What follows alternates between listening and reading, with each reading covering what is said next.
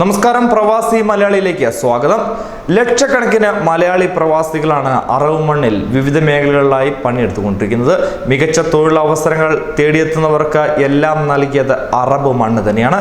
ഇപ്പോഴും കേരളത്തിൽ നിന്നുൾപ്പെടെ ഗൾഫിലേക്ക് വലിയ കുത്തൊഴുക്കാണ് സംഭവിച്ചുകൊണ്ടിരിക്കുന്നത്.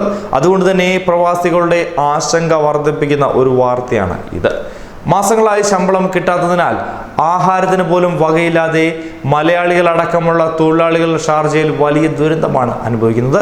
തൊഴിലാളികൾ താമസിക്കുന്ന ഷാർജ മുഹൈസൈനിലെ ക്യാമ്പിൽ വൈദ്യുതി ബില്ലടയ്ക്കാത്തതിനാൽ വെള്ളവും വൈദ്യുതിയും ഇപ്പോൾ വിച്ഛേദിക്കപ്പെട്ടിരിക്കുന്നു. അതുമാത്രമല്ല, 4.5 മാസമായി ശമ്പളം കിട്ടാത്തതുകൊണ്ട് 1 മാസമായി തൊഴിലാളികൾ ഇപ്പോൾ ജോലിക്ക് പോകുന്നില്ല.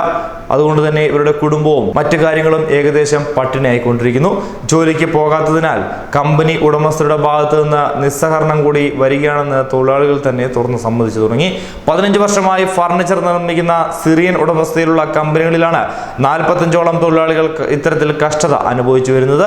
ഷാർജയിലെ ക്യാമ്പിൽ ഇപ്പോൾ 22 പേരാണ് ഉള്ളത്. ബാക്കിയുള്ളവർ സോണാപൂരിലും മറ്റുമായാണ് കഴിയുന്നതും. മലയാളികളെ കൂടാതെ UP, രാജസ്ഥാൻ, പാകിസ്ഥാൻ, ബംഗ്ലാദേശ് എന്നിവിടങ്ങളിൽ നിന്നുള്ളവരും ഇവിടെ ജോലി ചെയ്യുന്നുണ്ട്. പലരുടെയും വിസയുടെ കാലാവധി കഴിഞ്ഞു എന്നുള്ളതാണ് മറ്റൊരു പ്രത്യേകത. ചിലരുടെ പാസ്പോർട്ട് പുതുക്കേണ്ടതുണ്ട്. ഷാർജ ക്യാമ്പിൽ കഴിയുന്ന മലയാളികൾ ഇവരാണ്: പാലക്കാടുള്ള ചന്ദ്രൻ ജയപ്രകാശ്, മലപ്പുറത്ത് നിന്ന് ഷാജി മോൻ, കണ്ണൂരിൽ നിന്ന് പ്രേമരാജൻ, മംഗലാപുരത്ത് നിന്ന് മുസ്തഫ എന്നിവരാണ് മലയാളികൾ.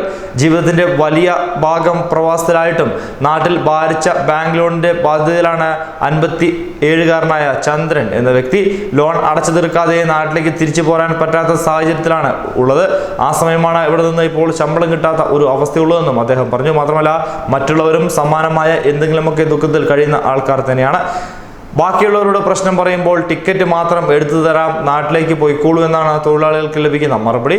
തൊഴിലാളികൾ ദുബായ് തൊഴിൽ വകുപ്പിൽ പരാതി നൽകിയിട്ടുമുണ്ട്. പക്ഷേ ഇതുവരെ നടപടിയൊന്നും ഉണ്ടായിട്ടില്ല. പ്രതിസന്ധിയിലായ തൊഴിലാളികളുടെ പ്രശ്നത്തിൽ നോർക്കയുടെ കീഴിലുള്ള പ്രവാസി നിയമസഹായ സെൽ പ്രതിനിധിയായ അഡ്വക്കേറ്റ് ഫെമിൻ പണിക്കാശ്ശേരി ഇടപെട്ടിട്ടുണ്ട്.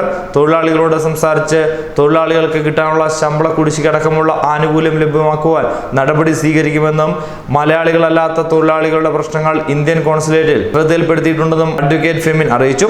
ഷാർജ അടക്കമുള്ള സംഘടനകൾ ഷാർജയിലെ തൊഴിലാളികൾക്ക് ഭക്ഷണ സാധനങ്ങൾ എത്തിച്ചു നൽകിയത് ഈ ഇടത്താണ്. എന്തൊക്കെയായാലും കേരളത്തിലെ സമ്പദ് വ്യവസ്ഥയുടെ നട്ടലാണ് ഗൾഫ്. അറബ് മണ്ണിലുണ്ടാക്കുന്ന ഏത് പ്രതിസന്ധിയും കേരളത്തിന് വലിയ ആഘാതം ഉണ്ടാക്കുമെന്നുള്ളതിൽ യാതൊരു സംശയമില്ല. അതിന് വളരെയധികം ഉദാഹരണങ്ങൾ നമുക്ക് ലഭിച്ചു കഴിഞ്ഞു. ഗൾഫ് യുദ്ധത്തിലും കുവൈറ്റ് അധിനിവേശത്തിലും അമേരിക്കയുടെ ഇറാഖ് ആക്രമണത്തിലുമൊക്കെ മലയാളികളാണ് ഏറ്റവും കൂടുതൽ ദുരിതം അനുഭവിച്ചതും. അതേ ആശങ്ക തന്നെയാണ് ഇന്ന് ഓരോ പ്രവാസികളുടെ ഇടയിലും ഉണർന്നിരിക്കുന്നത്. സംസ്ഥാന സർക്കാരിനെ പോലും ആശങ്കപ്പെടുന്ന വിവരങ്ങൾ നിരവധി അവിടെ നിന്ന് പുറത്തു വന്നിട്ടുമുണ്ട്. ലക്ഷക്കണക്കിന് മലയാളി പ്രവാസികളാണ് അറബ് മണ്ണിൽ വിവിധ മേഖലയിൽ ജോലി എടുക്കുന്നത്. മികച്ച തൊഴിലവസരങ്ങൾ തേടിയെത്തുന്നവർക്ക് എല്ലാം മണ്ണ് നൽകുന്നു. പക്ഷേ ഇടയ്ക്ക് ഇതുപോലുള്ള ചതി വരുമ്പോൾ എന്ത് ചെയ്യണമെന്നറിയാതെ ആശങ്കയിലായിരിക്കുകയാണ് ഇപ്പോൾ ഒരുപറ്റം മലയാളികൾ.